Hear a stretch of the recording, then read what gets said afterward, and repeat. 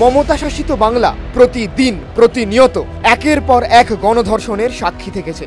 Park street থেকে আরজি কর পেরিয়ে গেছে এক যুগ, কিন্তু ন্যায় বিচার আজও অধরা।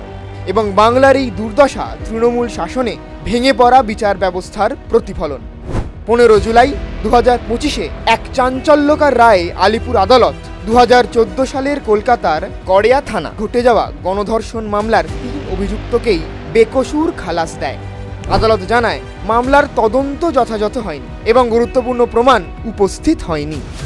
আদালতের পর্যবেক্ষণে উঠে আসে যে অপরাধে ব্যবহৃত গাড়িটি পুলিশ বাজেয়াপ্ত করতে পারেনি, ফরেনসিক রিপোর্ট সঠিকভাবে দাখিল করা হয়নি, এমনকি নির্যাতিতা কোথা থেকে অপহৃত হয়েছিলেন এবং কোথায় তাকে ফেলে দেওয়া হয়েছিল সেই স্থানগুলিরও কোনো সঠিক নথিভুক্তিকরণ নেই।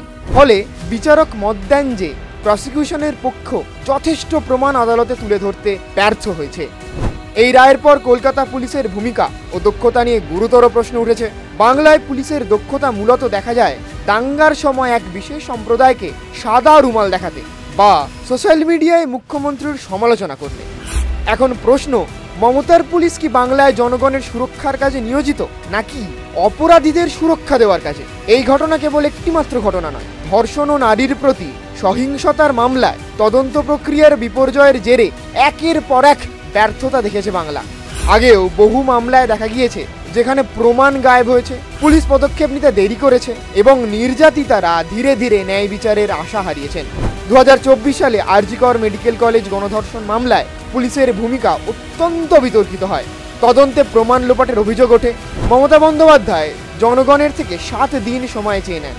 তারই মধ্যে পুলিশের উপস্থিতিতে দুষ্কৃতীরা ঘটনাস্থলে ভাঙচুর চালায় এবং ধর্ষণের মতন ঘটনা, যেখানে নির্যাতিতার দেহই সব থেকে বড় প্রমাণ, সেখানে প্রমাণ লোপাটের জন্য তড়িঘড়ি দেহ পুড়িয়ে ফেলা হয়।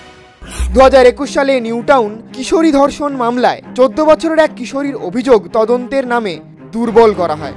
মেডিকেল রিপোর্টে আঘাতের চিহ্ন না পাওয়ার অজুহাতে অভিযোগকে গুরুত্বহীন করে দেওয়া হয়। 2013 সালে কামদুনি গণধর্ষণ ও খুনের মামলায় এক কলেজ ছাত্রীকে পৈশাচিকভাবে ধর্ষণ ও হত্যা করা হয়। 2023 সালে উচ্চ আদালত সাক্ষ্য প্রমাণের অভাব দেখিয়ে মূল অভিযুক্তকারীদের শাস্তি খারিজ করে দেয়।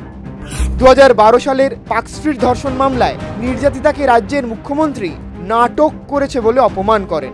প্রধান অভিযুক্ত কাদের খান বিদেশে পালিয়ে যায়। পুলিশ অভিযোগপত্র দাখিলে দেরি করে এবং তদন্তে গাফিলতি করে।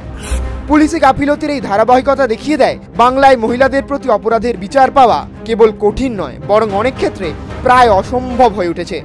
যে রাজ্যে প্রভাবশালী ও অপরাধীদের রক্ষা করতেই পুলিশ ব্যস্ত, সেখানে সাধারণ মানুষের অধিকার ও সুরক্ষা ক্রমেই প্রশ্নের মুখে। মমতা সরকারের উদাসীনতা ও রাজনৈতিক স্বার্থে পুলিশের ব্যবহার এই চক্রকে আরও জটিল করে তুলেছে, যার ফলশ্রুতিতে অভিযুক্তরা খালাস পাচ্ছে বা বিচার প্রক্রিয়া বছরের পর বছর পিছিয়ে যাচ্ছে।